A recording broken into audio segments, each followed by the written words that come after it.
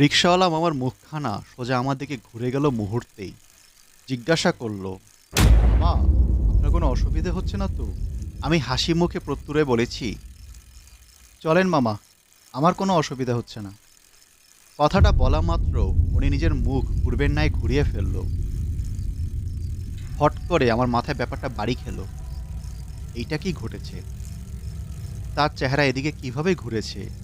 আমি কি ভুল কিছু দেখেছি? হাবিজাবি এসব ভাবতে ভাবতে মাথায় যখন কিছু আসছে না, তখন লক্ষ্য করলাম বাতির আলো নিভে আসছে। ল্যাম্পপোস্টের আলো কিভাবে পথের সাথে তাল মিলিয়ে কমে আসছে তা আমার মাথায় আসছে না। রাতুলের সাথে লাস্ট কথা হয়েছিল বাস থেকে নামার আগে। হেল্পার মামা আমার কাছে এসে জিজ্ঞাসা করলো কোন জায়গায় নামবো। আমি যেই ওনাকে বলতে যাব ঠিক সেই সময় আমার মোবাইল স্ক্রিনে আলো জ্বলে ওঠে। অচেনা নাম্বার থেকে কল আসলো। কল রিসিভ করবো কিনা ভাবছিলাম, তখন দেখি যে কল অটোমেটিক রিসিভ হয়ে গেছে। ভাবলাম হয়তো মোবাইলের কোনো সমস্যা হতে পারে। কানের কাছে মোবাইল আনতেই রাতুলের কণ্ঠ শুনতে পাই, 17 নম্বর রাস্তা দিয়ে আসিস, তাড়াতাড়ি আসতে পারবি, অন্য কোনো রাস্তা দিয়ে আসিস না আবার। কিন্তু তুই যে বলেছিলি 15 নম্বর রাস্তা দিয়ে যেতে। ওটা এমনিই বলেছিলাম, ভেবেছিলাম তোর সাথে একটু মজা করব, কিন্তু তোর নামতে নামতে 3টা বাজবে, তাই ভাবলাম এই রাতের বেলায় মজা করে লাভ নেই। 17 নম্বর রাস্তা, মনে থাকে যেন। কলটা নিজে নিজেই কেটে গেল। আমার কাটার প্রয়োজন হয়নি। আমি ফের মোবাইলের ঘাড়ে দোষ চাপালাম।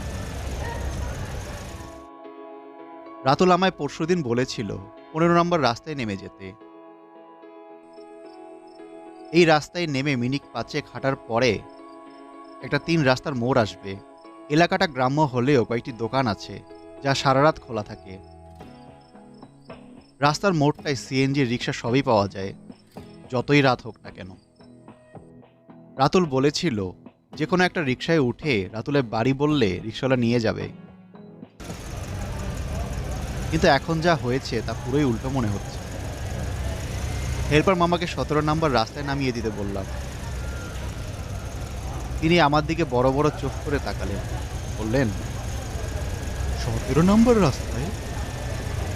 আমি মাথা নাড়িয়ে বললাম, হ্যাঁ, ওই রাস্তায় তো কেউ সাধারণত নামে না।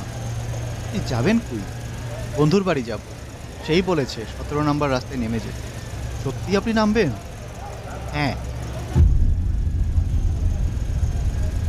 রাতুলের বোনের বিয়ে। রাতুল আমার ভার্সিটির বন্ধু। তার বোনের বিয়ের কাজ শুরু থেকে সবকিছুতে আমি সাথে ছিলাম। পাত্র দেখা, পাত্রের ঘরবাড়ি দেখা, কথাবার্তা বলা পাত্রপক্ষের সাথে, সব মিলিয়ে আমি রাতুলকে সাপোর্ট করেছি।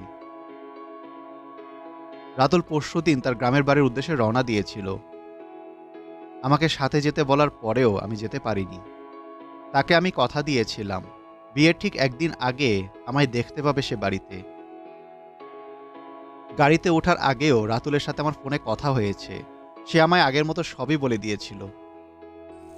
রিকশাওয়ালা মামার মুখখানা সোজা আমার দিকে ফিরে গিয়ে কথা বলার ব্যাপারটা আমায় ঘামাচ্ছে। আমার শরীর দিয়ে ঘাম বেরোচ্ছে রীতিমতো। মুখে হাত দুটো যখন বুলালাম তখন মনে হলো আমি হাতে পানি নিয়ে মুখে দিয়েছি।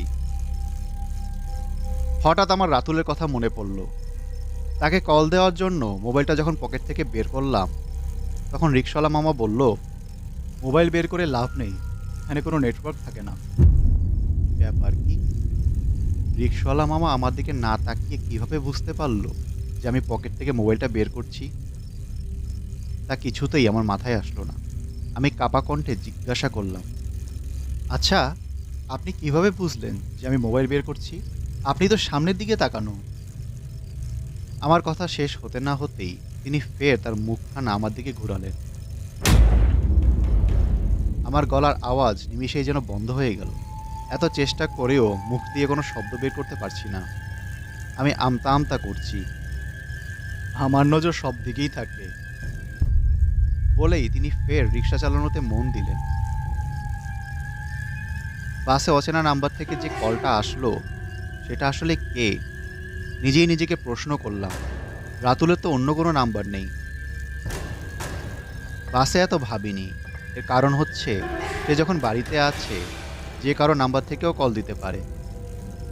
বাস থেকে যখন নামছিলাম ১৭ নম্বর রাস্তায়, তখন সেখানে একটা লোকও দেখিনি। কোনো রিক্সাও ছিল না। এদিক ওদিক তাকিয়ে যখন রাস্তার দিকে এগোচ্ছিলাম, ঠিক তখনই রিক্সাটা চোখের সামনে চলে আসলো। আমি কিছু বলার আগেই সে বলল, চলেন রাতুলের বাড়ি, ওর বোনের বিয়ে। আমার মনে তখনও কোনো সন্দেহ আসেনি। ভাবলাম রাতুলের হয়তো পরিচিত এদিকের সবাই, সে হয়তো বলে রেখেছে আমি আসব। আর কতক্ষণ লাগবে রাতুলের বাড়ি পৌঁছতে? আমার প্রশ্নে লোকটা হাসলো। এটা স্বাভাবিক কোনো হাসি না।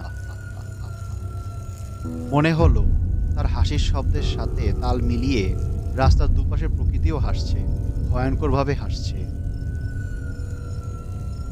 এই হাসিতে যেন কারো ভয়ে প্রাণ যাবে, তা বলাই বাহুল্য। আমার শরীরের ওজন দ্বিগুণ মনে হলো। নিজেই নিজের ভার বহন করতে পারছি না। রাতুলের বাড়ি তো অনেক দূর, অত দূরে নিয়ে যাও কি ঠিক হবে? বলেই লোকটা আবারও হাসি দিল। তার হাসিটা ভয়ঙ্কর। তার হাসিতেই মনে হচ্ছে কোনো বুলেট লাগানো আছে, যেটা আমার বুক ছিঁড়ে ফেলেছে।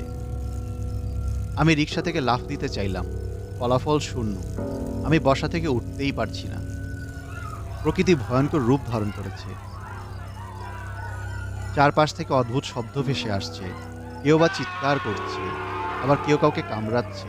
মাঝে মধ্যে মনে হচ্ছে হট করে কেউ যেন আমার সামনে দিয়ে চলে যাচ্ছে। এই রিকশায় বসা কোনো মানুষ উঠতে পারে না। এত টানা হেঁচড়া করে শরীরের ওজন বাড়িয়ে কোনো লাভ নেই। তার কথাই ঠিক, শরীরের ভার দ্বিগুণ থেকে বেশি হয়ে যাচ্ছে। মনে হচ্ছে শরীরটা রিকশার সাথে কেউ লাগিয়ে রেখেছে। নড়াচড়া একদমই করতে পারছি না। রাস্তার দুপাশে কোনো আলো নেই, তবে মাঝের মধ্যে হট করে একটা আলো জ্বলে উঠছে। সেই আলোয় দেখা যাচ্ছে মানুষের কিছু অঙ্গ প্রত্যঙ্গ, হাড় ঝুলে আছে গাছের সাথে। কোথাও বা মাথার অংশ, কোথাও বা পায়ের হাড়। একটু আগে দেখলাম একসাথে জড়ো করে রাখা অনেকগুলো কঙ্কাল। আমার মনে হচ্ছে কেউ যেন আমার গলা চেপে ধরেছে। আমি আদৌ বেঁচে আছি কিনা ঠিক বুঝতে পারছি না। আশেপাশে শব্দের আওয়াজ তীব্র মনে হলো। চারিদিক থেকে ভয়ঙ্কর হাসি ভেসে উঠতে লাগলো।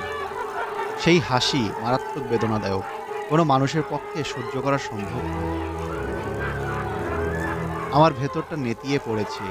রিকশাওয়ালা আবারও চেঁচিয়ে হাসলো। ১৭ নাম্বার রাস্তায় পা রাখা কোনো মানুষ এখান হতে বেঁচে ফিরতে পারে না। এটাই আমাদের ২০০০ বছরের ঐতিহ্য। এই পর্যন্ত আমরা অগণিত মানুষের রক্ত পান করেছি। আমরা কখনোই আমাদের ঐতিহ্য হারাতে দেব না।